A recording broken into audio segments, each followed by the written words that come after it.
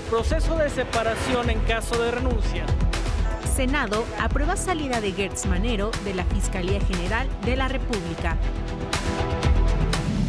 Recuerden que todo tiene que ser transparente, público. Ernestina Godoy será encargada del despacho de la PGR. Es la Convención de Relaciones Consulares de Viena. De la Fuente deja temporalmente la Cancillería. Velasco queda al frente.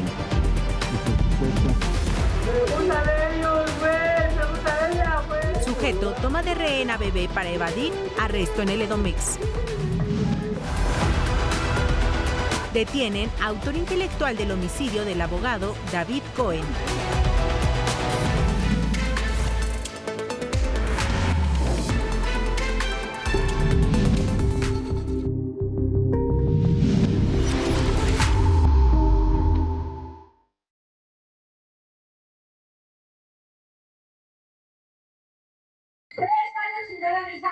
Mi hermano lo acaban de matar el lunes. Te estoy marcando por teléfono, verán que ahora te reportas. Le proporcioné toda la información a los MPs. Es una vergüenza cómo actúan, es una vergüenza lo que hacen.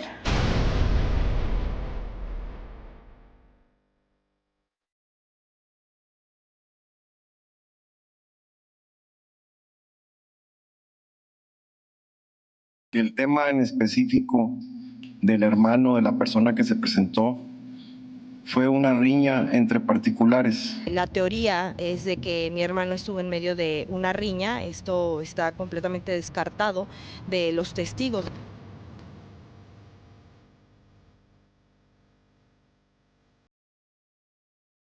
Mi hermano fue asesinado justamente el lunes a las 12:55 de la madrugada. Fui a reconocer su cuerpo a Cemeco. Te estuve hablando por teléfono todas las veces que fue necesario. Es un hablador. Eres un hablador. Mi denuncia por violencia vicaria. ¿Cuándo mi carpeta va a ser judicializada por el delito de violencia vicaria, Paco?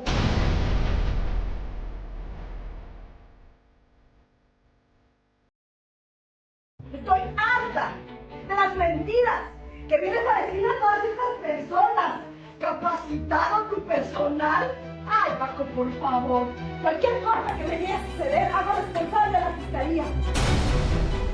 ¿Se acuerda de esto? Hace unos días Paco le mostraba el video en donde Dulce Holguín interrumpió la comparecencia del procurador de Hidalgo Francisco Fernández Harfuch en el Congreso del Estado para reclamarle no tener avances en su carpeta por violencia vicaria luego de no haber visto a su hija desde el 2022 y por el reciente asesinato de su hermano. Ella contó para Imagen Noticias su versión de cómo ocurrieron los hechos. Más adelante le tendremos todos los detalles. Yo menciono mi carpeta por violencia vicaria que no ha sido judicializada. Estamos hablando de que hay un impedimento y una obstaculización de que yo vea a mi hija. Este expediente está viciado de violencia institucional, de negligencia y manipulación. Estas declaraciones las hace una juez de control penal. Mire, pasar por la penumbra de no saber de algún familiar reportado como desaparecido es difícil y doloroso, pero lo es aún más cuando se cree haberlo encontrado y al final resulta que no es esa persona que tanto esperaba. Así fue para Alejandrina y su hijo. Esta es la historia.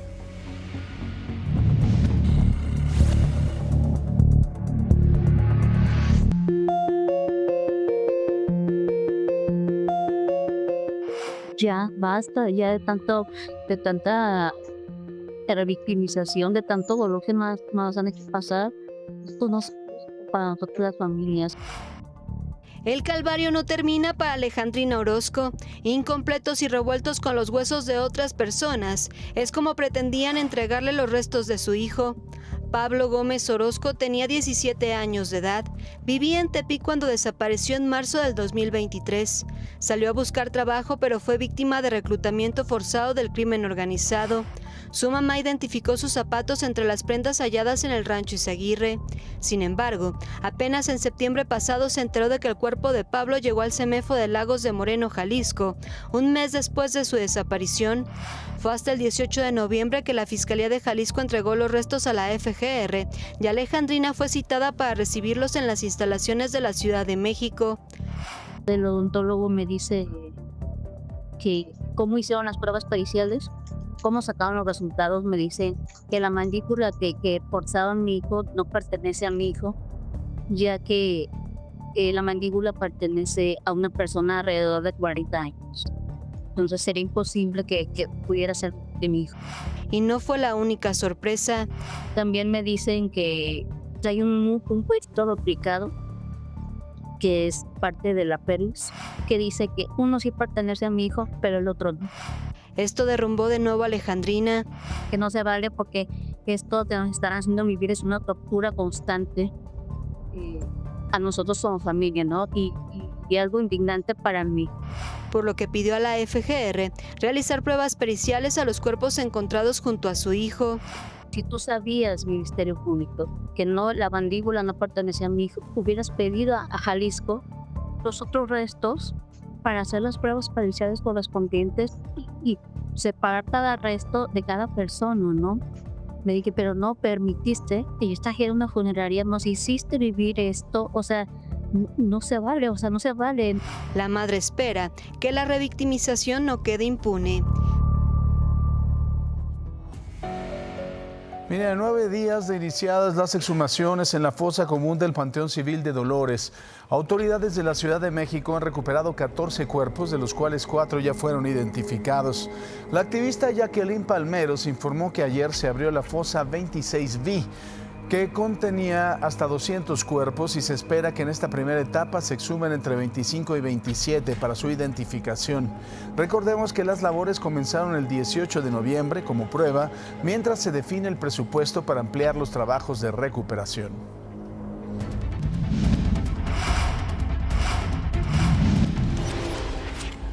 Y mientras unos darían todo por volver a ver a sus hijos, a otros no les importa.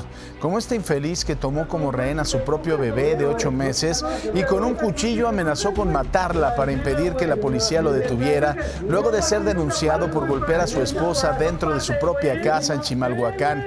Este maldito, quien al parecer estaba en estado de ebriedad, se negó a soltar a su bebé. Fue hasta que un elemento se acercó, logró someterlo y puso a salvo a la bebé. Al final este maldito puerco fue detenido y la pequeñita fue entregada a su madre sin ninguna lesión. Pregúntale a ellas, güey. Es lo que deberías de hacer, valorar a tu familia. Pregúntale a ellos, güey. Pregúntale a ella, güey. Deberías de valorar a tu familia. Pregúntale a ella. Es pinche vieja mierda, güey. Allá tu hijo. Güey. Tírame un balazo, güey. Tírame un balazo, güey. Mira, güey.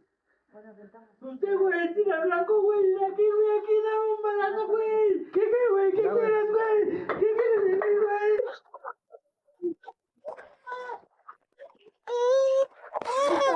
Ahí está, güey.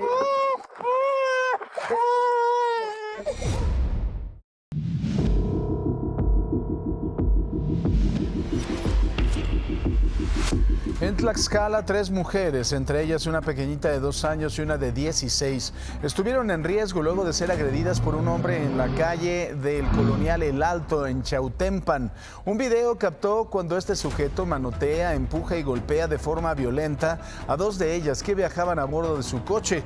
También se ve cómo amenaza a otras personas que le gritaban desde lejos e incluso a sus propios acompañantes. Una de las mujeres agredidas fue identificada como Frida y, de acuerdo con testigos, previamente había tenido un altercado vial con este idiota por presuntamente no darle el paso. Un colectivo se unió a la causa y denunció los hechos a través de las redes sociales para tratar de identificarlo. Un elemento de 41 años de la Guardia Civil del Estado de México intentó quitarse la vida dentro de su casa luego de que intentara matar a su esposa en el domicilio ubicado en la colonia La Bonita en Cuautitlán. La mujer fue trasladada a un hospital en donde está muy delicada de salud. En cuanto al elemento, ya fue detenido y presentado ante el Ministerio Público, mientras que la Guardia Civil y policías están realizando las investigaciones correspondientes. Nosotros vamos a hacer una pausa y más adelante le tenemos más.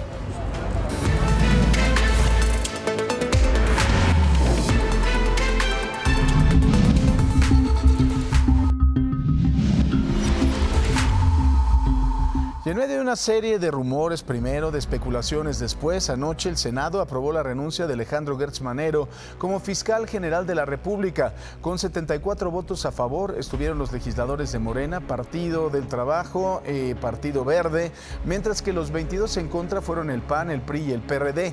Los morenistas argumentaron que su decisión se basó en considerar como causa grave que aceptara ser embajador en un país amigo, mientras que los opositores acusaron que hubo presiones políticas.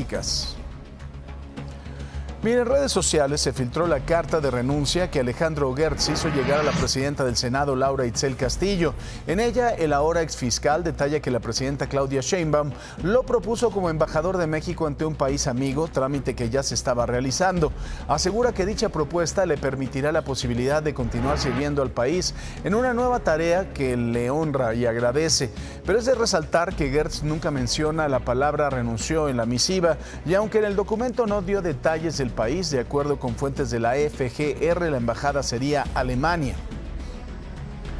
Horas antes de que el Senado confirmara la renuncia de Gertz Manero, este hizo un último movimiento como fiscal general de la República al nombrar a Ernestina Godoy como la titular de la Fiscalía Especializada de Control Competencial, dejando así su cargo como consejera jurídica de la presidencia. Con esto, Ernestina Godoy queda como la encargada de la FGR, ya que según la ley, la titular de la Fiscalía Especializada despacha en ausencia definitiva del fiscal general. ¿Y ahora qué sigue en la FGR? Ayer en el Senado se emitió la convocatoria para elegir al próximo fiscal. Tienen 20 días para integrar una lista de al menos 10 candidatos, la cual enviarán al Ejecutivo. La presidenta elegirá una terna y de esos 10 la va a devolver al Senado. Tendrá otros 10 días para llevar a cabo las comparecencias de los 3 candidatos y elegir al nuevo fiscal por mayoría calificada, lo cual tiene Morena junto con sus aliados en la Cámara Alta. El nuevo titular de la FGR estaría por un lapso de poco más de 2 años, tiempo que le restaba a Gertz Manero en el cargo. Hay 3 perfiles que resaltan entre los posibles candidatos. Por supuesto, obviamente, Ernestina Godoy, cuya designación de encargada de la FGR no le impide competir y es también una especie de pista. Otro es el exministro Arturo Saldívar, actual coordinador de política y gobierno de la presidencia. Y por último, Arturo Medina, subsecretario de Derechos Humanos y ex procurador fiscal de la Federación.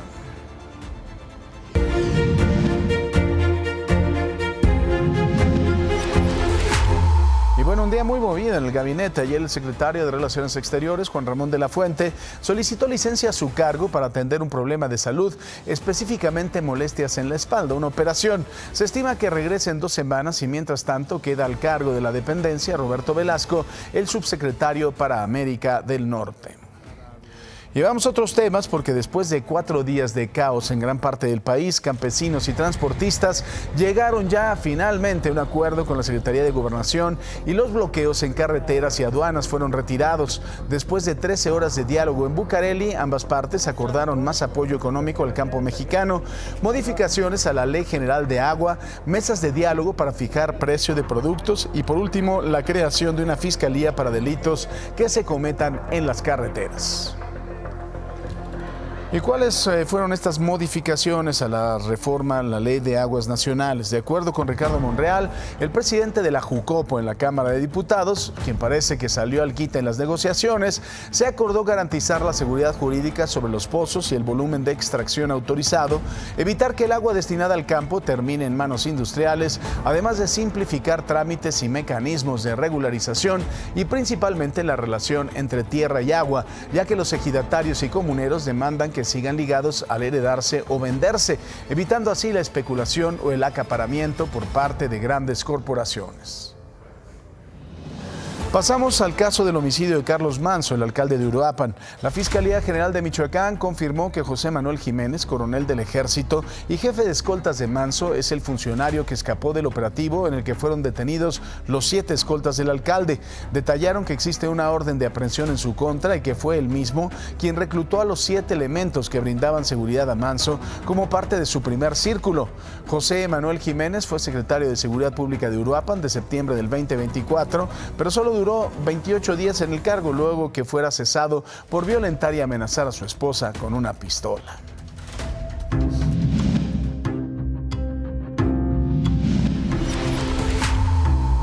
Y bueno, ya en la conferencia matutina, la presidenta Claudia Sheinbaum habló sobre el caso de Raúl Rocha, copropietario de Miss Universo en México, por supuesto, quien es señalado por la Fiscalía General de la República de presuntamente estar relacionado con los delitos de huachicol, tráfico de drogas y de armas. Detalló que solo la FGR es la instancia indicada para dar avances en las investigaciones. Tiene que informarlo la Fiscalía y el Gabinete de Seguridad también, si tiene más información, la puede dar. Son procesos de investigación, entonces tenemos que ser muy responsables en el proceso de investigación, pues que sea la propia institución, la Fiscalía tiene autonomía, que dé la información si es que hay investigación y si hay carpeta de investigación, si se ha solicitado orden de aprehensión o no. Sí, es un tema que tiene que ver directamente con la Fiscalía.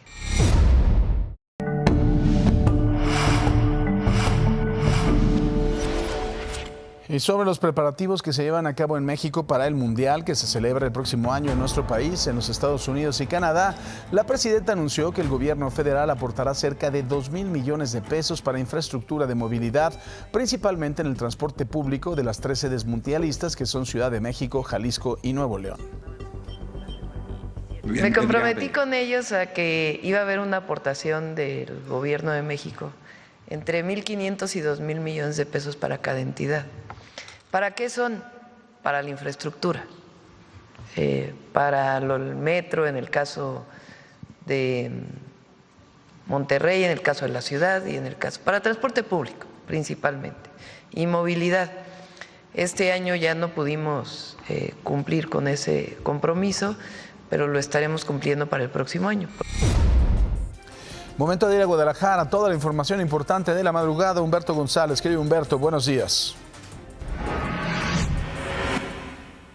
Muy buenos días, Paco. Un saludo a ti y a todo nuestro auditorio. Te presento nuestro reporte, nuestra cobertura de las últimas horas de jueves y primeras de este viernes aquí en Guadalajara y su zona metropolitana. Fíjate que nos trasladamos al municipio de Ixtlahuacán de los Membrillos, fuera de la zona urbana, porque 2 oficiales de la Guardia Nacional fueron atacados a balazos. De acuerdo con información que pudimos conseguir, los agresores viajaban en 3 camionetas blancas y desde sus vehículos dispararon contra los uniformados. Lamentablemente uno de ellos murió en el lugar y el otro, el sobreviviente, se encuentra luchando por su vida en una cama del hospital militar que se encuentra aquí en La Perla, Tapatía. Te quiero hacer mención que en el sitio se contabilizaron varios casquillos percutidos, además de que se resguardó por varias horas la zona. Estuvieron presentes los 3 niveles de gobierno, tanto policías municipales, estatales, así como elementos del Ejército Mexicano y Guardia Nacional. También te quiero comentar que después de este tiroteo hubo la persecución de estos 3 vehículos sospechosos. Sin embargo, trasciende que los elementos de la Guardia Nacional los perdieron de vista en el poblado de Atequiza, también de Ixtlahuacán de los Membrillos. ¿Cuánto es la distancia donde sucedió este ataque y donde los perdieron de vista en Atequiza? Pues son prácticamente 5 minutos en la carretera Guadalajara-La Barca. Según eso, las camionetas sospechosas escaparon a través de una ranchería, a través de un camino de terracería que se localiza ahí en el pueblo de Atequiza. Todavía no tenemos mayor información de parte de la Fiscalía del Estado, ni tampoco de la Fiscalía General de la República en su delegación Jalisco. En otro orden de ideas, te quiero comentar que una grúa se incendió a un costado de la Catedral de Guadalajara. ¿Esto dónde ocurrió? Pues en el centro histórico, aparentemente debido a un cortocircuito, pero gracias a la oportuna intervención de policías municipales para resguardar el lugar, así como de bomberos tapatíos, se logró controlar esta emergencia. No hubo personas lesionadas que requirieran traslado a un hospital, solamente pues uno de los operadores de la grúa que estaba manejándola y al ver que estaba brotando fuego se bajó y se cayó y se golpeó la cara. Sin embargo, no ocupó mayor atención más allá de una valoración médica. Paco, he aquí el reporte.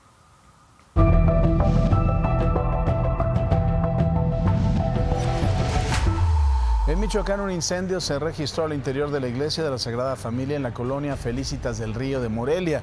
El fuego se propagó rápidamente por el costado derecho del altar, pero fue controlado por los bomberos municipales. Por fortuna, solo daños materiales. Minutos después, la policía de Morelia detuvo a un hombre identificado como Jairo, señalado como presunto responsable de rociar una sustancia inflamable, por lo que fue trasladado a la Fiscalía General del Estado para las investigaciones. Al parecer, el sujeto padece una enfermedad mental. Fue un acto vandálico lo que sucedió aquí en el templo. Un tipo lo encontraron adentro. Este tipo cometió varios actos allá adentro. Me comentan que la Virgen la destrozó.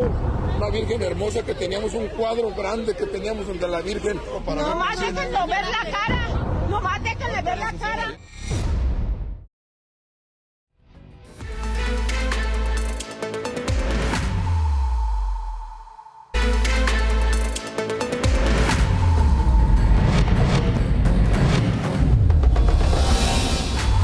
Jorge N., alias El Goofy, identificado como autor intelectual del homicidio del abogado David Cohen, ocurrido el pasado 13 de octubre, fue detenido ayer. La Fiscalía General de la Ciudad de México dijo que la investigación señala al hombre como responsable de planear, coordinar y apoyar a los agresores que atacaron de manera directa a la víctima afuera de la ciudad judicial.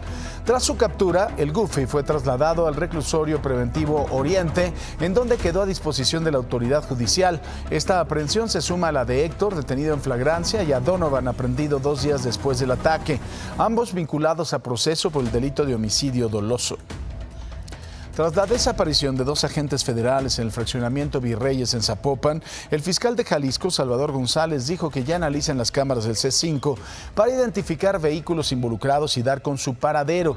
Aunque en la zona han ocurrido casos similares, el gobierno estatal aseguró que se trata de coincidencias. Sin embargo, reconocen que el crimen organizado opera con halcones que vigilan los movimientos de la policía, la Guardia Nacional y el Ejército, aprovechando cualquier momento sin vigilancia para actuar.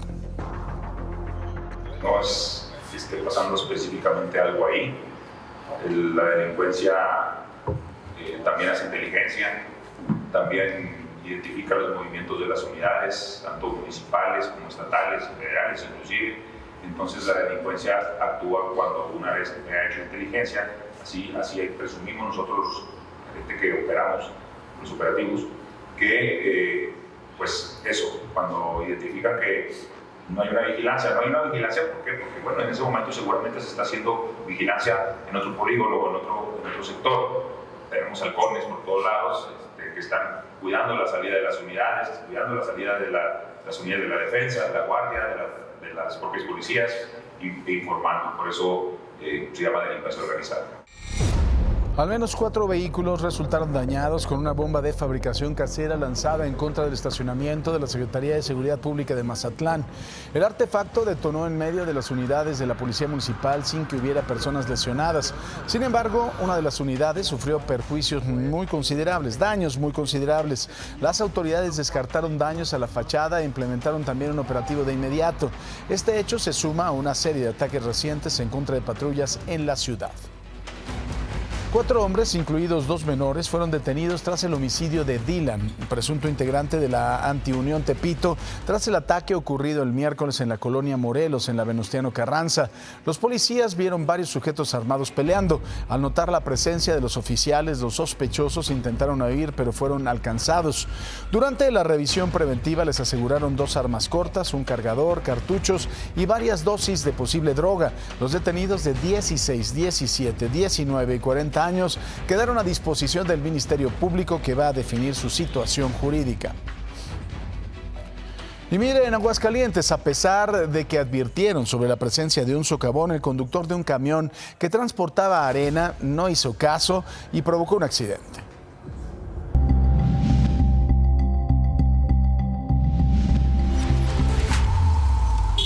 Así quedó este camión de volteo cargado con 10 toneladas de arena, al abrirse un socavón justo cuando circulaba por el Boulevard Guadalupano en el fraccionamiento de La Florida, en la ciudad de Aguascalientes. Venía a entregar viaje allí a la esquina como siempre, entonces ya me había dicho del socavón que mejor le iría por el otro lado, pues prácticamente estaba muy habitado de tránsito ahorita por la hora, Entonces cuando me incorporo empezó a tronar y se fue el camión, ya no tuve chance de hacer nada, nomás que el vidrio que llevaba del lado del chofer estaba arriba, fue lo que me salvó, ya di el fregado así se quebró, pero si no pues sí me iba a salir.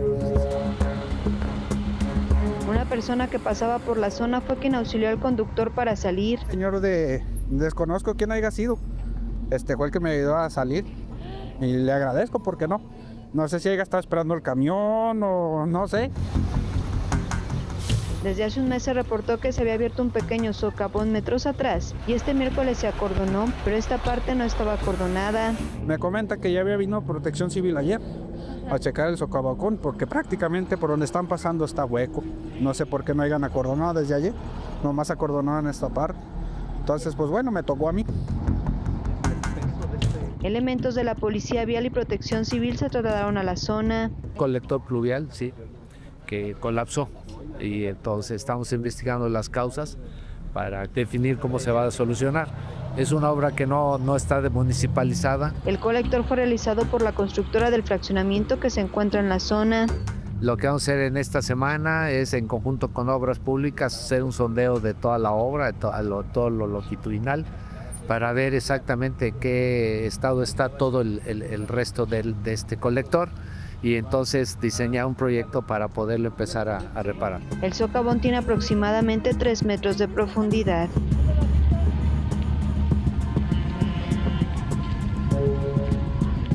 Un joven de 19 años quedó prensado entre un muro de descarga y la caja de un tráiler mientras realizaba maniobras en un comercio de San Nicolás de los Garza, en Nuevo León. Protección Civil informó que el lesionado, identificado como Jesús Montoya, sufrió heridas en la cadera y la columna, aunque permaneció consciente al ser trasladado al Hospital General de Zona.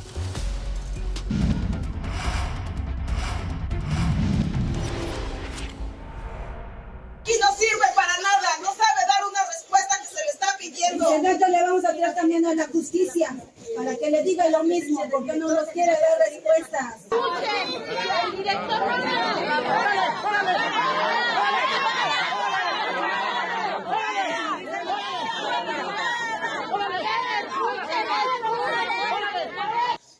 aparte ya no lo queremos en esta institución, así como hizo esta vez, lo puede hacer cualquier otra. No es apto para dirigir una institución. ¿En qué quiere convertir esta escuela? Que lo saquen. Exigimos al director general de CECITES. Exigimos al director general de CECITES. ¡Fuera! ¡Fuera! ¡Fuera! ¡Fuera!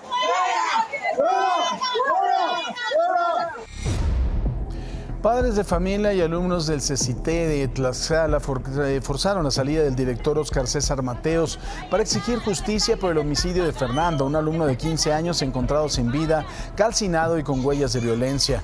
La indignación se debe a que el director presuntamente no reportó a padres ni autoridades una pelea que Fernando tuvo con compañeros el mismo día que fue reportado como desaparecido. Los padres de familia bloquearon la carretera para presionar a la Fiscalía de Justicia del Estado para que el violento crimen del adolescente no quede impune. En otros asuntos, pescadores de La Caleta, en Campeche, hicieron pública su queja en contra de la gobernadora Laida Sansores y el alcalde Pablo Gutiérrez por el incumplimiento de las promesas de campaña. Los afectados acusaron que la falta de trabajos de Asolve en la zona han provocado que su área de trabajo esté inservible y con un alto riesgo de contaminación. Tras 2 años de demandas ignoradas a nivel estatal y municipal, anunciaron que buscan soluciones, que buscarán apoyo de órdenes de gobierno superiores para poder realizar su trabajo. Y en este momento salimos a las calles de la Ciudad de México. Atalo Mata. Atalo, buenos días. Paco, ¿qué tal? Muy buenos días. Pues al fin es viernes, pero ayer no hubo tan buenas noticias, sobre todo allá en el norte de la Ciudad de México. Y es que fíjate que ahí donde está el Cerro del Chiquihuite, en la alcaldía Gustavo A. Madero, se registró un incendio muy importante, bastante fuerte, ahí en unos pastizales. En el Cerro del Chiquihuite tú ubicarás perfectamente, y nuestro público también, se encuentran unas antenas de transmisión y muy cerca de ellas, en los pastizales, en la vegetación, fue donde se registró un incendio que aún no se ha podido determinar las causas. Sin embargo, pues ya cuando los vecinos, alertados, un tanto asustados, lo reportaron a los cuerpos de emergencia a través del número 911, pues ya cuando los cuerpos de emergencia, por ejemplo los bomberos y los policías, ya se dirigían a este cerro del Chiquihuite para tratar de sofocar el incendio, fíjate que la naturaleza ayudó muchísimo porque los vientos que se empezaron a registrar alrededor de las 3, 4 de la tarde en esa zona ayudaron a sofocar este incendio. Ya no fue necesario que llegaran hasta la parte alta en estos pastizales los bomberos y afortunadamente todo quedó en un incidente que no llegó a mayores. Paco. Muy bien, mi querido Talo, muchísimas gracias. Hasta luego, un abrazo, muy buen día. Un abrazo también para ti, mi querido Talo Mata. Señor Roberto López Olvera, Robert, adelante. Buenos días, querido Paco. Amigos, ¿cómo están? Gracias por cerrar la semana con nosotros. Les cuento que hay nuevas y serias acusaciones que rodean ahora a Rommel Pacheco. El exclavadista olímpico y actual director de la CONADE habría incurrido en un conflicto de interés al encabezar una presunta red de contratos públicos que beneficia directamente a empresas vinculadas a su familia. Los señalamientos indican que se otorgaron contratos millonarios de carácter público a estas compañías. Estas acusaciones se suman a investigaciones previas que ya señalaban a Rommel Pacheco por inconsistencias en sus declaraciones patrimoniales como servidor público, donde presuntamente habría omitido propiedades y tergiversado datos. Hasta el momento, Rommel Pacheco no ha emitido una respuesta pública respecto a estas nuevas imputaciones. Vamos a ver en qué termina esta situación. Gracias, mi querido Robert. Y vamos a las calles de la Ciudad de México, Periférico y Alta Vista. Y está Ricardo Vitera. Adelante, Ricardo. Paco, muy buenos días. Buen inicio de fin de semana para todos. Este viernes ya observamos en estos momentos las imágenes de este Iván Brand periférico en ambos sentidos. Quienes van hacia la zona norte, abandonando la glorieta de San Jerónimo en dirección al eje 5, hacia Paseo de la Reforma o hacia el Estado de México, se incrementa ya el aforo de vehículos en esta principal arteria. En algunos puntos conflictivos de la incorporación hacia Rómulo Farril y más adelante quienes van hacia la zona del viaducto. Donde está más fluido y más rápido es la zona que va en dirección a San Jerónimo, el sentido opuesto, mi estimado Paco, la incorporación de laterales también a centrales del periférico a la altura de Altavista, o quienes van sobre laterales para llegar hacia la calzada del Desierto de los Leones, van a encontrar un avance bastante aceptable. Altavista sin problemas, viniendo de la avenida Revolución, tenemos un avance importante, pero es rápido todavía para cruzar periférico y continuar hacia la zona de la alcaldía Álvaro Obregón. Paco, la información que tenemos esta mañana en materia de vialidad. Te lo agradezco mucho, gracias, querido Ricardo. Un abrazo, Paco, buenos días. Buenos días. Otra opción, por supuesto, para desplazarse por la Ciudad de México, el metro. Adelante, Quique. Muchas gracias, Paco. Vamos rapidísimo con el metro porque estas son sus demoras. 5 minutos en la línea 1, pero ¿qué crees? 6 minutos en la 6. Sin embargo, aquí el metro está reportando que están tratando de sacar un perro en la línea 2 y la gente está quejando de que ya llevan 1 hora de retraso. Entonces, a estos 6 minutos no le haga mucho caso. 5 minutos para la 3, 4 minutos para la 4, 5 para la 5, al igual que para la 6. ¿Qué pasa con el resto de las notas? Nos vamos con la línea 7. Trae una demora de 5 minutos, 6 minutos de retraso para la 8, 5 minutos para la 9, la 12, la A y la B. Así el subterráneo que está pasando por arriba, ahorita se lo cuento.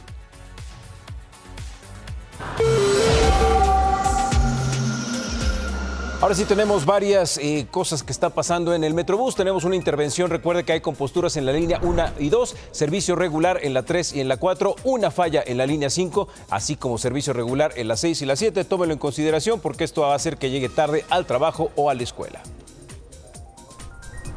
La tarjeta de la Financiera para el Bienestar se mantuvo por 11ª semana consecutiva como la mejor opción para el envío de remesas, según el reporte más reciente de la Procuraduría Federal del Consumidor. La institución financiera se destaca en la modalidad de deposita a cuenta o transferencia por ofrecer un tipo de cambio promedio altamente competitivo, ubicado actualmente en 18.89 pesos por dólar.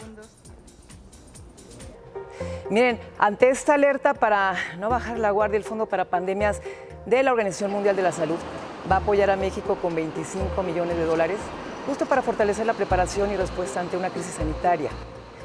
La Secretaría detalló que se dará prioridad a las zonas fronterizas, se enfocarán en modernizar los sistemas de vigilancia y se van a ampliar la capacidad de diagnósticos a través de la red de laboratorios, además de la dependencia federal. Dijo que este financiamiento es un reconocimiento a México por su compromiso con la seguridad sanitaria. Tenemos un resumen de información.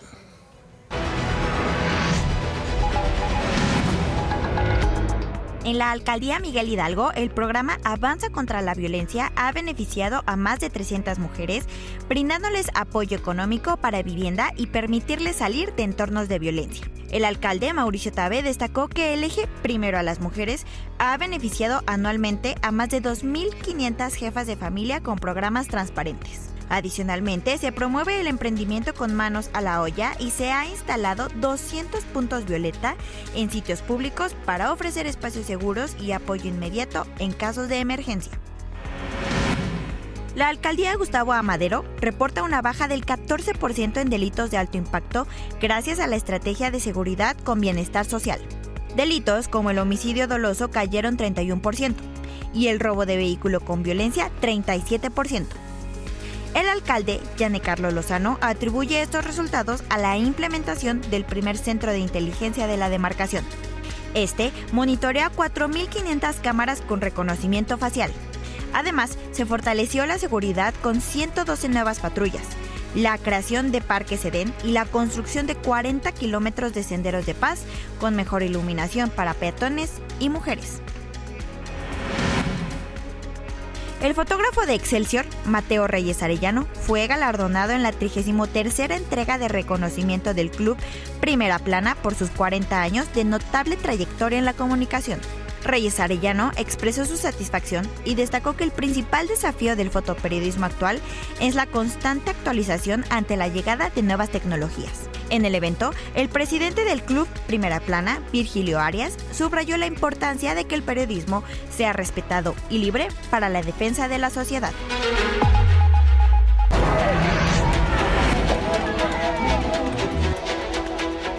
Pues tenga derecho al amor, a una familia. Sujeto toma de rehén a bebé para evadir arresto en el Edomex.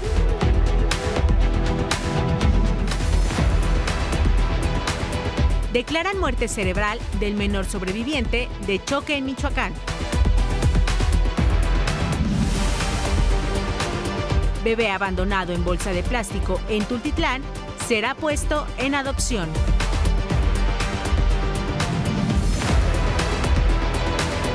En Morelia, sujeto ingresa a iglesia y le prende fuego.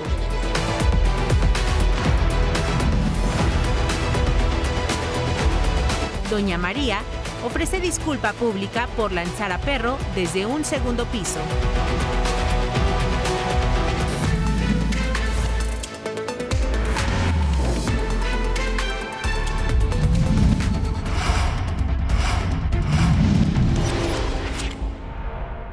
Pregúntale a ellas, güey. Es lo que deberías de hacer, valorar a tu familia. Pregúntale a ellos, güey. Pregúntale a ella, güey. Deberías de valorar a tu familia. Pregúntale a ella. Es pinche vieja mierda, güey. Allá tu hijo. Güey. Tírame un balazo, güey. Tírame un balazo, güey. Mira, güey. Usted, güey, tira blanco, güey. Aquí, dame un balazo, güey. ¿Qué, güey? ¿Qué quieres, güey? ¿Qué quieres de mí, güey?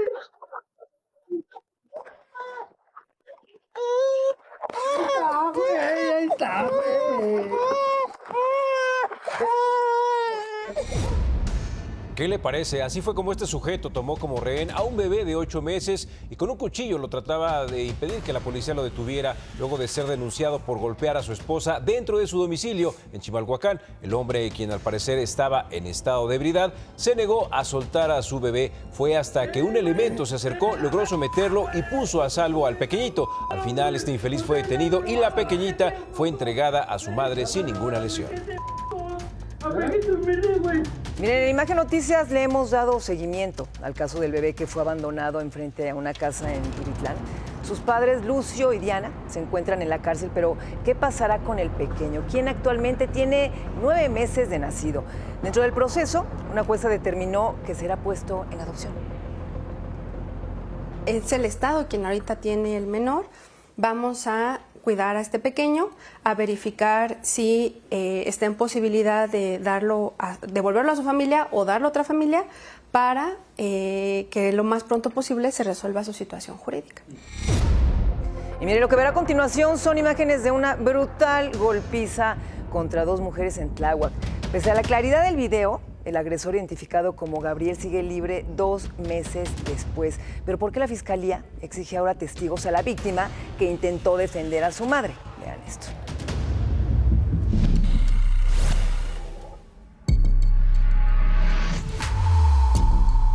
Ya estaba, me tiene harta, la voy a matar, también junto con su mamá. Estas imágenes son evidencia de una agresión que sufrieron 2 mujeres el 20 de septiembre en la alcaldía Tláhuac de la Ciudad de México. Un caso que, a la fecha, sigue impune pese a la claridad del material gráfico.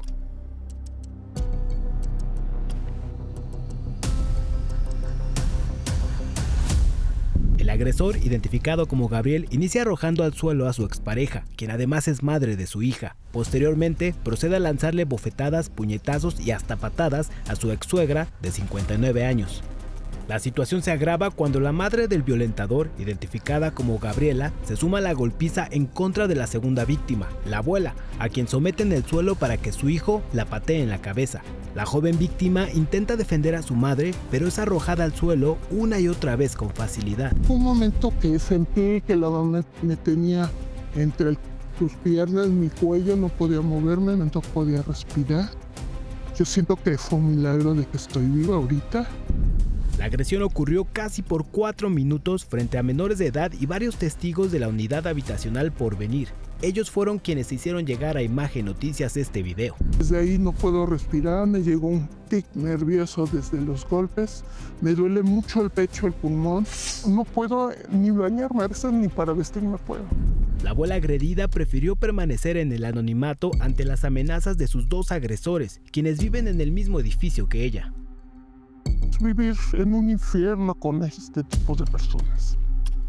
Ella ya había denunciado a su exyerno ante el Ministerio Público de Tláhuac a finales de julio, como lo muestra este documento. La Fiscalía incluso le asignó Código Águila, que consiste en visitas periódicas al domicilio de la víctima. Pero nada de esto la protegió de esa agresión que estalló luego de que este sujeto entrara al departamento de las víctimas a robar, según la versión de las mujeres agredidas. Han pasado 2 meses y la abuela se dice preocupada porque la Fiscalía no solamente soltó a su agresor en menos de 24 horas, sino que ahora le exigen 2 testigos que corroboren su versión de los hechos.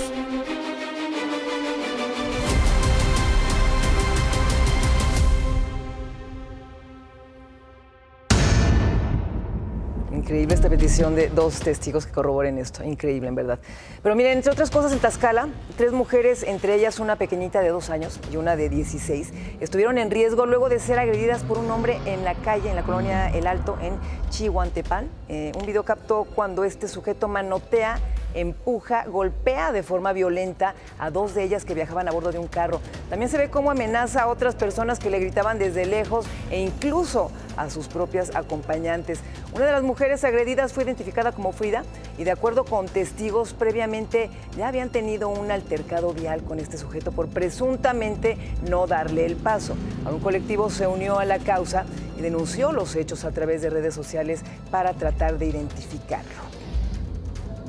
Un elemento de 41 años de la Guardia Civil del Estado de México intentó quitarse la vida dentro de su casa luego de que intentara matar a su esposa dentro de su domicilio ubicado en la colonia Loma Bonita, allá en Cuautitlán. La mujer fue trasladada a un hospital en donde se reporta delicada de salud. En cuanto al elemento, ya fue detenido y presentado ante el Ministerio Público, mientras que la Guardia Civil y policías realizan las investigaciones. Ahora nos vamos a Veracruz. Un estudiante fue golpeado por al menos 6 jóvenes dentro de una escuela secundaria allá en Coatzacoalcos. Vean nada más estas escenas. Gracias a que los hechos fueron grabados y subidos a redes, se logró identificar a uno de los agresores como Luis. En cuanto a la víctima, resultó con graves lesiones y fue trasladado a un hospital. La familia del afectado pidió ayuda para dar con este sujeto y con los demás agresores.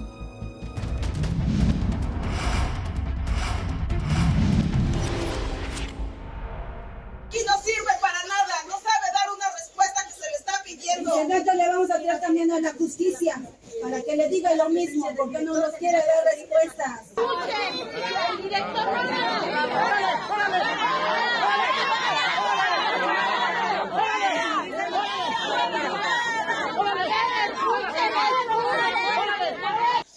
aparte ya no lo queremos en esta institución, así como hizo esta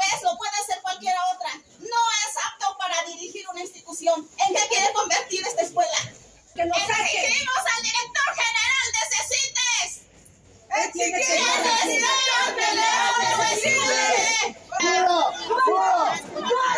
¡Fuera! ¡Fuera!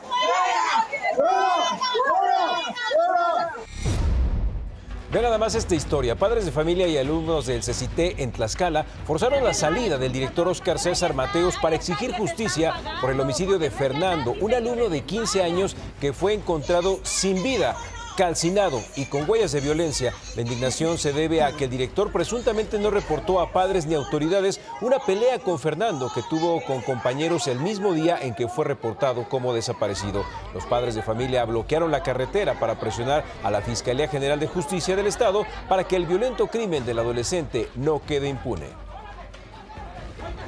Y la activista Dulce Holguín, quien ganó notoriedad a confrontar al procurador de Hidalgo en el Congreso, reveló a medios que su lucha es doble. Además de buscar justicia por el asesinato de su hermano, es víctima también de violencia vicaria.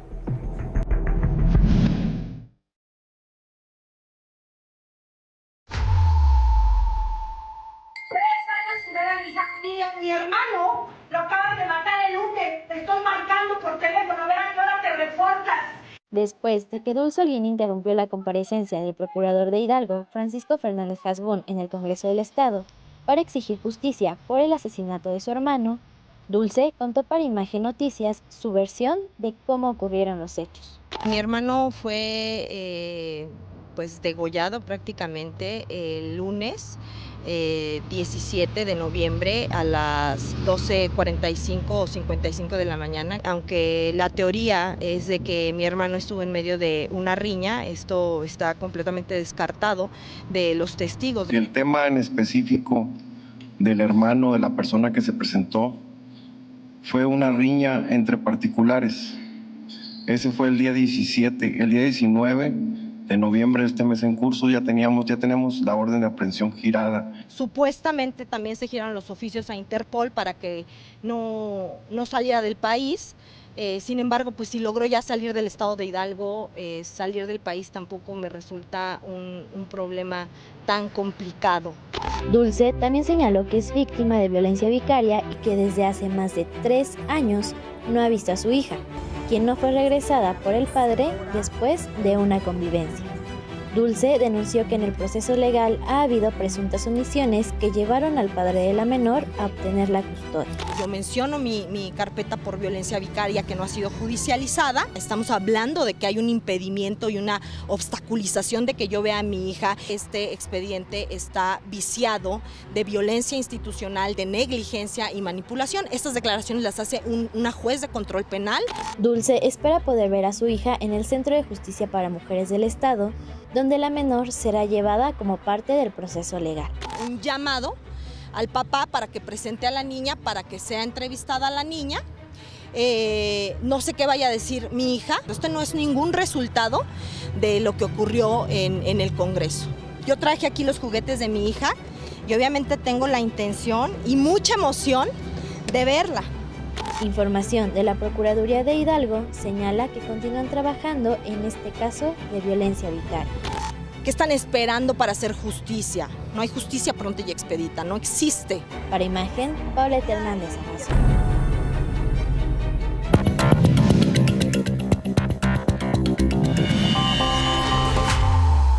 Vean nada más estas imágenes. Sujetos armados asaltaron y despojaron de su camioneta a una mujer. Esto en el barrio del Bajío, en Cualtzinango, esto en el Estado de México. El atraco fue captado desde una cámara de otro vehículo. Se ve como sujetos encapuchados bajan al menos a 2 mujeres de su automóvil de la parte de atrás y suben y se dan a la fuga. Tenga cuidado.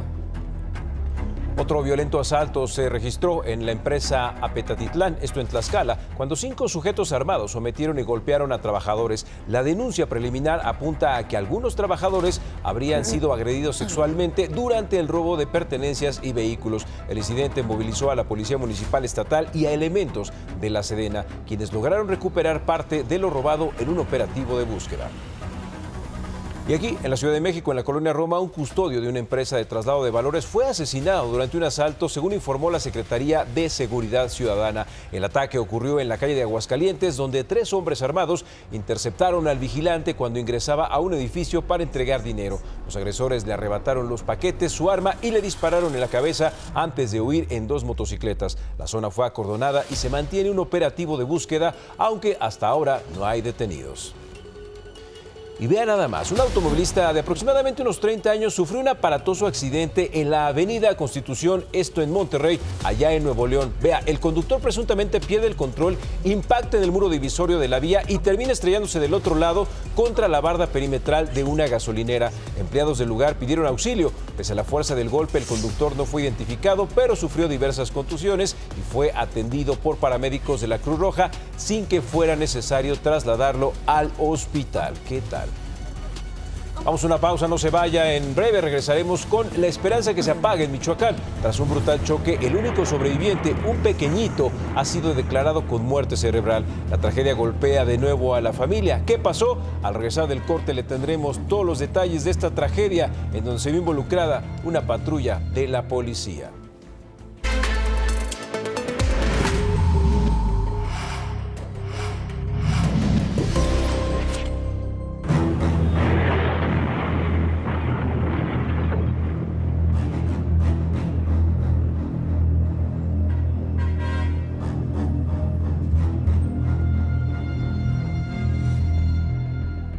Hace unos días le mostramos estas lamentables imágenes. Una patrulla de la Guardia Nacional que viajaba a exceso de velocidad, obviamente por una emergencia, impactó la camioneta en la que viajaba una familia en la avenida Francisco Madero, con el cruce avenida Santiago Ronald.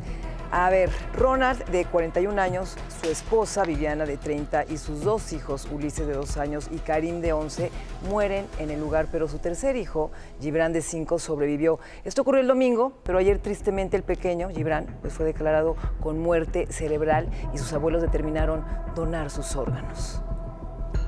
Pues le dieron la opción a mis papás y a la madre de mi cuñado que pues donara los órganos. En ese proceso están. A él le hubiera gustado, nosotros lo vemos a él como un superhéroe. Bueno, y ahora nos vamos a Guadalajara, donde ayer se registró un accidente en el que un auto deportivo se estrelló de frente con una patrulla, dejando a 2 policías lesionados. Esto ocurrió en el Boulevard Marcelino García, casi frente a la Plaza Forum, y de acuerdo con las primeras investigaciones, el conductor del vehículo, quien de hecho iba acompañado de una mujer, manejaba borracho, a exceso de velocidad y en sentido contrario. Esto así se encontró de frente con la patrulla. Ambos fueron detenidos y de forma extraoficial se informó que el responsable sería hijastro de un funcionario de Morena.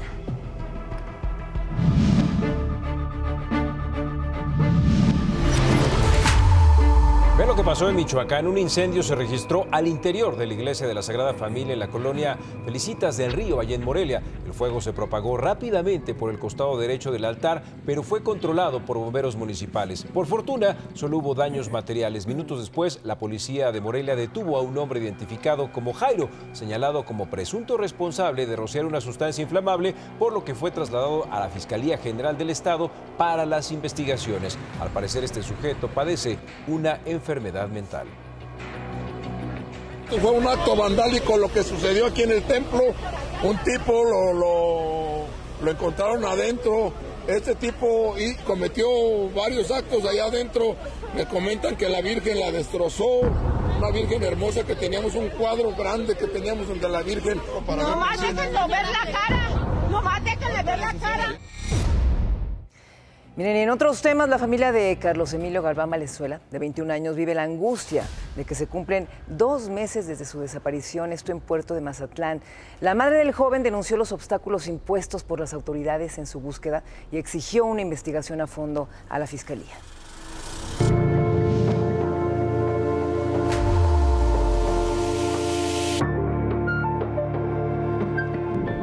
Carlos Emilio Galván Valenzuela cumplirá 2 meses de haber desaparecido luego de acudir el 5 de octubre al bar Terraza Valentino de la zona dorada del puerto de Mazatlán. Estaba celebrando con 4 días de anticipación su cumpleaños 21 en compañía de sus primas. Desde entonces, Su familia, originaria de Durango, se trasladó a Sinaloa, donde lo buscan incansablemente a pesar de los obstáculos de las autoridades. Yo no entiendo la parte que tiene bloqueado el caso de mi hijo. Considero que se dejó pasar demasiado tiempo. Estamos prácticamente a 2 meses y a 2 meses nos están revelando, nos están dando datos o información con la que estoy completamente segura se contaba desde el mismo día 5 de octubre. La Fiscalía atiende a la familia, pero las respuestas no convencen. La madre de Emilio asegura que es imposible que el joven haya decidido abandonar a sus primas en el bar y exige una investigación a fondo. No, eso completamente lo descarto, o sea, no pudo haber salido de manera voluntaria. ¿Qué pasaron esos varios minutos en el baño? ¿Qué pasó ahí? ¿Por qué él sale por una puerta trasera que no es de acceso ni de salida para los clientes? ¿Por qué va acompañado de 2 personas desconocidas cuando él fue en compañía de sus 2 primas que estaban en la mesa? La desaparición de Emilio pudiera ser solo una de las muchas no denunciadas en los establecimientos nocturnos de la zona turística del puerto. Tengo entendido que sí hay muchos más casos. Yo no podría a lo mejor formalmente tener la evidencia de eso, pero ahora que nosotros estamos en medio de todo esto nos hemos enterado que había pasado ya en bastantes ocasiones anteriores. Brenda no busca responsables ni castigo, solo espera volver a abrazar a su hijo. Que por favor le permitan regresar, que todos podemos equivocarnos, que no elegimos las circunstancias bajo las que nos tocan vivir, que podemos haber tenido una vida difícil, podemos equivocarnos, pero que también siempre tenemos el momento, la oportunidad para corregir. Yo les pido de verdad que se toquen el corazón y que le permitan a mi hijo regresar. La desaparición de Carlos Emilio ha frenado los viajes desde Durango hacia Mazatlán. Fuentes de la Fiscalía revelaron que del 1 al 14 de octubre se presentaron más de 20 denuncias por privación ilegal de la libertad y los casos se siguen sumando.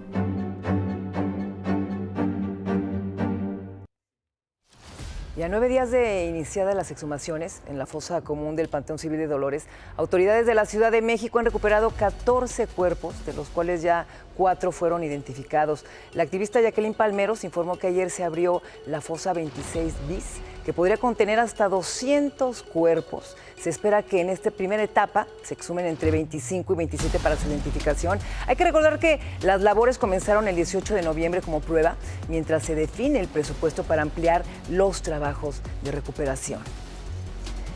Y miren, pasar por la penumbra de no saber de algún familiar reportado como desaparecido debe ser difícil, doloroso, pero es aún más cuando se cree haberlo encontrado y al final resulta que no es la persona que tanto esperaba. Así le pasó a Alejandrina con su hijo. Esta es la historia.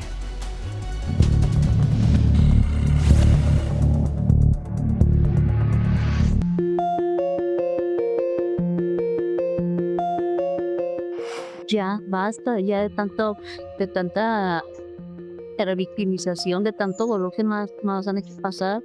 Esto no es para nosotros las familias. El calvario no termina para Alejandrina Orozco. Incompletos y revueltos con los huesos de otras personas, es como pretendían entregarle los restos de su hijo. Pablo Gómez Orozco tenía 17 años de edad. Vivía en Tepic cuando desapareció en marzo del 2023. Salió a buscar trabajo, pero fue víctima de reclutamiento forzado del crimen organizado. Su mamá identificó sus zapatos entre las prendas halladas en el rancho Izaguirre. Sin embargo, apenas en septiembre pasado se enteró de que el cuerpo de Pablo llegó al CEMEFO de Lagos de Moreno, Jalisco, un mes después de su desaparición. Fue hasta el 18 de noviembre que la Fiscalía de Jalisco entregó los restos a la FGR y Alejandrina fue citada para recibirlos en las instalaciones de la Ciudad de México.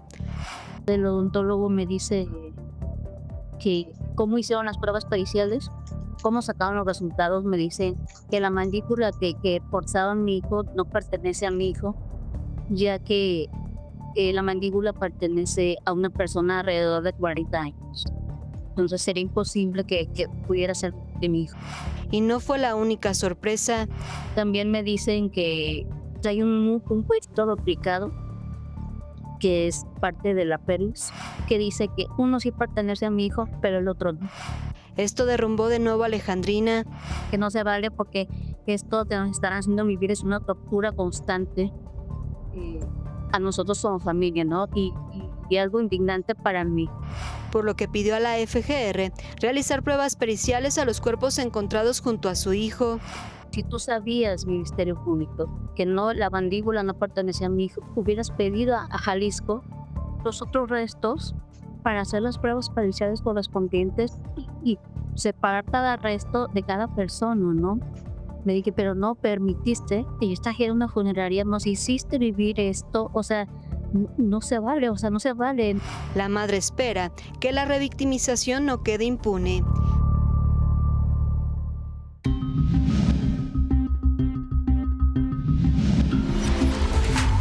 En medio de una serie de especulaciones, anoche el Senado aprobó la renuncia de Alejandro Gers Manero como fiscal general de la República. Con 74 votos a favor estuvieron los legisladores de Morena, Partido Verde y PT, mientras que los 22 en contra fueron del PAN, el PRI y el PRD. Los morenistas argumentaron que su decisión se basó en considerar como causa grave que aceptara ser embajador en un país amigo, mientras que los opositores acusaron que hubo presiones políticas. En redes sociales se filtró la carta de renuncia de Alejandro Gers, quien hizo llegar a la presidenta este documento y al Senado, Lauritsel Castillo. En ella se exhorta al exfiscal que detalla que la presidenta Claudia Sheinbaum lo propuso como embajador de México ante un país amigo, trámite que ya estaba realizando. Asegura que dicha propuesta le permitirá la posibilidad de continuar sirviendo al país en una nueva tarea que le honra y agradece, pero es de resaltar que Gers nunca menciona la palabra renuncio en esta misiva, y aunque en el documento no dio detalles del país, de acuerdo con fuentes de la Fiscalía General de la República, la embajada podría ser Alemania. Horas antes que el Senado confirmara la renuncia de Gers Manero, este hizo un último movimiento como fiscal general de la República al nombrar a Ernestina Godoy como la titular de la Fiscalía Especializada de Control Competencial, dejando así su cargo como consejera jurídica de la presidencia. Con esto, Ernestina Godoy se queda como la encargada de la Fiscalía General de la República, ya que según la ley, el titular de la Fiscalía Especializada despacha en ausencia definitiva del fiscal general.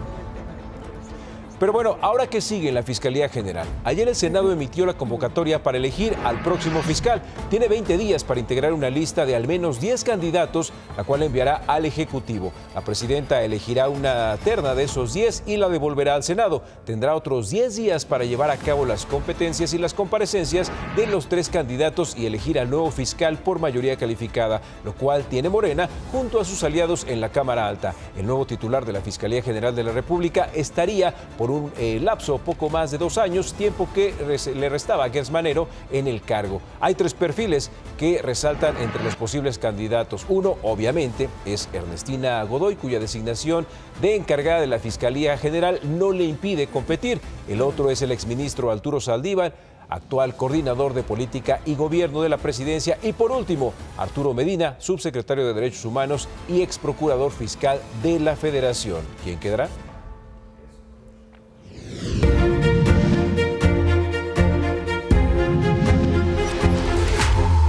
Y el día no se detuvo en el gabinete. Ayer el secretario de Relaciones Exteriores, Juan Ramón de la Fuente, solicitó licencia a su cargo para atender un problema de salud, especialmente molestias en la espalda. Se estima que regrese en 2 semanas y mientras tanto queda a cargo de la dependencia Roberto Velasco, subsecretario de América del Norte.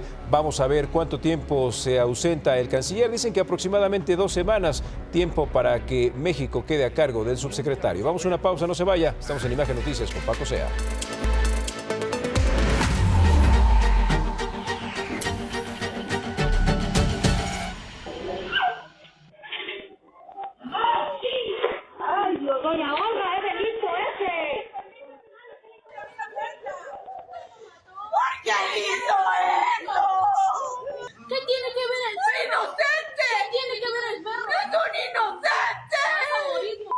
¡Te vas a morir! ¡Yo eso! ¡Levantar un perro! ¡No te digas! Realmente indignante estas imágenes, pero miren, en Chiapas fue detenida la arrendataria que arrojó a este pobre perrito desde la parte alta de una vivienda durante un desalojo por presunto atraso en la renta. La mujer, María Olga Corso Pérez, doña María, ofreció una disculpa pública y reconoció el delito. Autoridades municipales rescataron a la perrita conocida como Rambo, que permanece en buen estado bajo atención especializada. La detenida quedó en libertad tras aceptar un mecanismo alternativo de solución y cubrir la reparación del daño. Pero aún así, qué inconsciente, qué terrible. Me llamo María Olga Corso Pérez, ¿sí? El hecho fue en la colonia de las Granjas, ¿sí? Y pues sí, ocurrió que yo aventé el perrito, pues. Aventé el perrito, yo sé que es un delito, pues. Es un delito y pues... Yo soy una mujer enferma, pues se me pasó, pues no estoy en mis cabales, pues. Me arrepiento de haberlo hecho, pues eso, pues. Yo me arrepiento, pues, aún de mi edad, me arrepiento, pues. Ya ven que una persona que ya está grande, pues ya no estuvo bien, pues ya no estuvo en sus cabales, pues. Claramente, señora, claramente. Miren, en Puebla fue rescatado un perrito que quedó atrapado bajo una estructura metálica en un puente de periférico ecológico. A la altura de Agua Santa, vecinos alertaron a las autoridades al verlo en riesgo de caer, lo que movilizó a varios equipos de emergencia. Tras varias maniobras, el animal fue liberado sin lesiones. Durante el rescate, un carril fue parcialmente cerrado, causando tránsito lento, pero la circulación volvió a la normalidad una vez concluida la operación.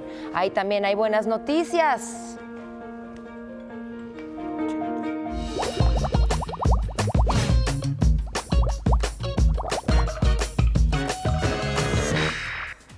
Y miren, como ya les adelantaba, en el rompecorte está con nosotros Mielecita y Copito. ¿Te parece que le llamemos Copito? ¿Cómo estás, Cris? Bienvenido, gracias por venir con nosotros. Al contrario, gracias por la invitación. A ver, primero que nada, platícanos de tu refugio.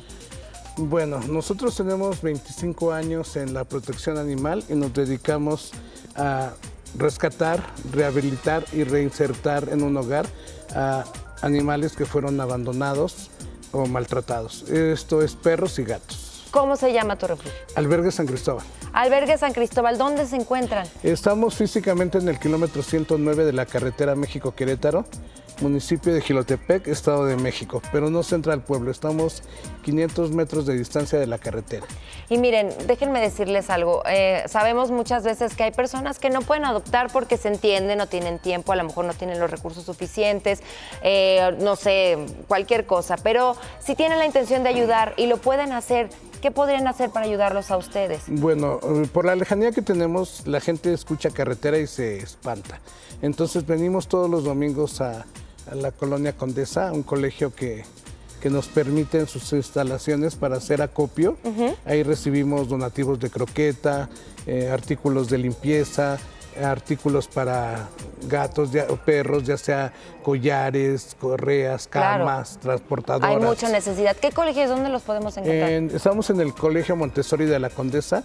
Ahorita estamos en la sede de la comunidad infantil en Culiacán número 83. Para que vayan el domingo, se acerquen a ellos, se necesita mucha ayuda. Y ahora, para adoptar a Mielecita o a Copito, ¿qué tienen que hacer? Solamente es contestar un formato de adopción, comprobante de domicilio e identificación oficial. Y les pedimos que tengan paciencia. Por ejemplo, Copito ya tiene su esquema de vacunación, ya nada más le falta el refuerzo de la leucemia y tiene sus estudios de leucemia y sida felino, salió negativo. Miel está en proceso, tiene apenas una vacuna y está siendo desparasitada. Es que ella está chiquita, ¿no? ¿Cuánto tiene? Sí, tiene 2 meses ella. ¿Y Copito? 4. 4. ¿Y cómo son con otros animalitos? Conviven perfectamente, obviamente ahorita no lo reunimos porque no sabemos, bueno, él es negativo a leucemia y ahorita Miel está apenas la próxima semana tiene su cita para que le hagan los estudios. Entonces, pero conviven perfectamente con animales. ¿Y de dónde los rescataron? Ellos son de una persona que le regalaron una gata, no esterilizan y entonces viene y son de la misma persona en diferente camada. Ya prenda, señora. Sí. Cristóbal, muchísimas gracias. No, ahí al están contrario. apareciendo, ¿dónde te podemos encontrar? Estamos en Facebook e Instagram como Albergue San Cristóbal. Por favor, adopten, ayuden, vayan este domingo a las instalaciones del Colegio Montessori en La Condesa para que puedan apoyar esta causa. Gracias, Cristóbal, Al por estar contrario, aquí. gracias porque a ustedes. viene desde allá a traernos los gatitos para que ustedes se animen a adoptar. Amigo fiel, vamos contigo, más información.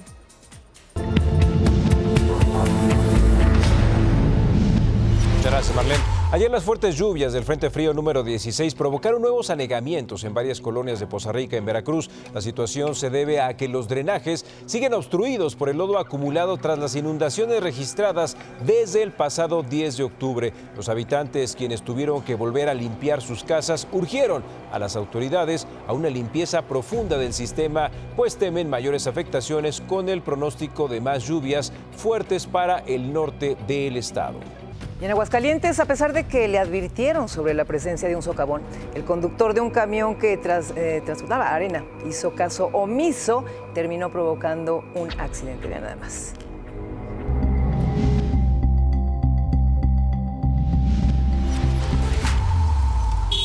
Así quedó este camión de volteo cargado con 10 toneladas de arena al abrirse un socavón justo cuando circulaba por el Boulevard Guadalupano en el fraccionamiento de La Florida, en la ciudad de Aguascalientes. Venía a entregar viaje allí a la esquina como siempre, entonces ya me había dicho del socavón que mejor le idea por el otro lado, pues prácticamente estaba muy habitado de tránsito ahorita por la hora.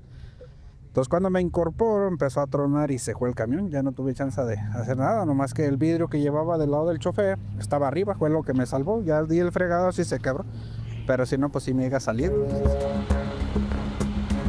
Una persona que pasaba por la zona fue quien auxilió al conductor para salir. Señor desconozco quién haya sido, fue el que me ayudó a salir y le agradezco porque no sé si haya estado esperando el camión o no sé. Desde hace un mes se reportó que se había abierto un pequeño socavón metros atrás y este miércoles se acordonó, pero esta parte no estaba acordonada. Me comenta que ya había venido Protección Civil ayer a checar el socavón porque prácticamente por donde están pasando está hueco. No sé por qué no hayan acordonado desde ayer, nomás acordonaron esta parte. Entonces, pues bueno, me tocó a mí. Elementos de la Policía Vial y Protección Civil se trasladaron a la zona. Colector pluvial, sí, que colapsó. Y entonces estamos investigando las causas para definir cómo se va a solucionar. Es una obra que no está municipalizada. El colector fue realizado por la constructora del fraccionamiento que se encuentra en la zona. Lo que vamos a hacer en esta semana es, en conjunto con Obras Públicas, hacer un sondeo de toda la obra, de todo lo longitudinal, para ver exactamente en qué estado está todo el resto de este colector. Y entonces diseñar un proyecto para poderlo empezar a reparar. El socavón tiene aproximadamente 3 metros de profundidad.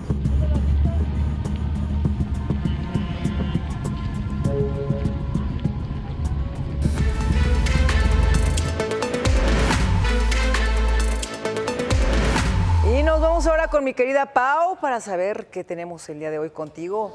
Muchísima información importante, Mónica. Invitarlos a que se queden aquí en Imagen Televisión. Ayer, antes de irnos, alcanzamos a informarles sobre esta renuncia de Alejandro Gertz Manero como fiscal general. ¿Quién queda en su lugar? ¿A dónde se va? Y la buena, hubo acuerdo, transportistas y campesinos lograron llegar a un acuerdo con Gobernación, levantaron los bloqueos, así que muchísimo ocurriendo en este cierre de semana y me va a encantar que me acompañen. Ahí vamos a estar, mi adorada Paula, por supuesto. Oye, y te deseo el maravilloso fin de semana. Sigue celebrando tu cumpleaños, por favor. Te digo que ya nos ligamos hasta el Guadalupe Reyes. Ya te acompañaré este fin de semana si puedo. Ahí te veo. Gracias a ti, Gracias, a todos. Aquí los espero, ¿eh? Claro que sí. Te mando un beso. Vamos con Enrique. Muchas gracias, Mona. Estamos muy cerca de la Navidad y en Monterrey automovilistas se llevaron una sorpresa al encontrarse nada más y nada menos con Santa Claus. Pero, ¿qué cree? Varado en plena avenida Lázaro Cárdenas a la altura del Boulevard Acapulco. La escena rápidamente se hizo viral entre los conductores. Véanlo nada más, se quedó ahí sin sus renos. Y aquí en la Ciudad de México, si usted no ha comprado su arbolito, ponga atención, Talo Mata nos tiene el lugar indicado para conseguirlo. Mi querido Talo, ¿cómo estás? Buenos días, buen viernes. El mejor lugar indicado es aquí en el mercado de Jamaica, mi estimado Quique. ¿Ya pusiste tu arbolito de Navidad? Dime que sí, por favor. Híjole, ¿sabes cuál es el problema? Que tengo un gato, entonces yo lo pongo y él se encarga de dejarlo todo regado por la casa, entonces mejor no. Sí, pues no te imagino, tampoco no te veo así como que tan dedicado poniendo esfera por esfera y todo eso, tener la paciencia, pero pues mira, si no quieres, pues alguien que te ponga seguramente el arbolito de Navidad o alguien que ya quiera comprar el arbolito de Navidad puede venir aquí al mercado de Jamaica. Hay grandes opciones y excelentes precios sobre todo. Y Gerardo Juárez nos muestra pues cada uno de estos arbolitos que podemos encontrar en la esquina de Guillermo Prieto. Bueno, aquí en el mercado de Jamaica hay muchos, pero de los mejores que hemos encontrado es aquí con mi amigo Aurelio en el mercado de Jamaica, esquina Guillermo Prieto y Congreso de la Unión.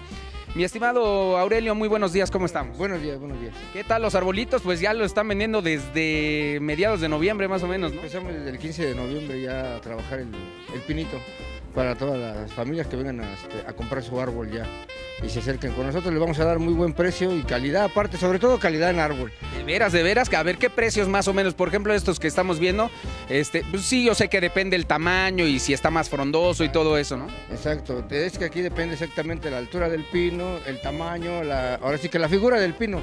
Dependiendo del tamaño y la figura del pino es el precio que se les da, pero pues, por ejemplo, ese grande que está tomando tiene un costo de 2.200, suponiendo así. Pero ahorita los tenemos en oferta, lo estamos dando en 1.700, por ejemplo, así. Y los chiquitos los manejamos de un precio de desde 1.200, dependiendo del tipo de árbol. El más chico en Douglas está en 800 pesos. Ah, ok. Y por ejemplo, estamos viendo que vamos a mostrar estos. Este está como para Roberto López Olvera. Estos chiquitos, porque pues todo el NEL es chiquito, ¿no? Entonces, como le gusta este arbolito tan pequeño, ¿estos cómo son o cómo se llaman y de dónde vienen? De hecho, digo, todo esto, el árbol que viene es de Canadá, es canadiense. Y estos pequeñitos son unas personas que vienen de un pueblito, los vienen y los hacen como artesanales, vamos.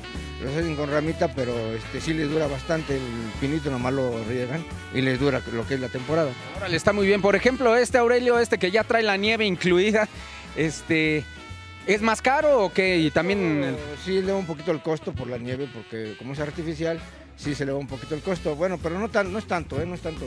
Está accesible el precio. Es accesible el precio para que vengan y lo compren. Ok, entonces, que vengan aquí al mercado de Jamaica, Congreso de la Unión y Guillermo Prieto y que pregunten por el señor Aurelio. Por Aurelio, así nada más que llegue. Buen precio. Okay, que digan, no, pues estuvo con Atalo Mata en Grupo Imagen y todo, y pues yo le voy a dar un buen precio, ¿no? Que te regateen. Ok, le daremos buen precio entonces. Muy bien. Muchas gracias, Aurelio. Más información, Marlene. Muy buenos días, pues ya el lunes es diciembre. Miren, una felicitación. Nuestro querido Quique Villanueva recibió el premio Trilogía del Año por más de 25 años de trayectoria, sí, mi querido casi Quique. 30, híjole. ¿Tienes 25 años, Quique? En cada pierna. Me gusta porque fui el niño más joven de la clase de periodismo, pues a los 5 años, entonces ahí vamos. Oye, muchas felicidades. No, y luego ponen esa foto de hace como 10 años. Bueno, para hacerte un paro. Felicidades.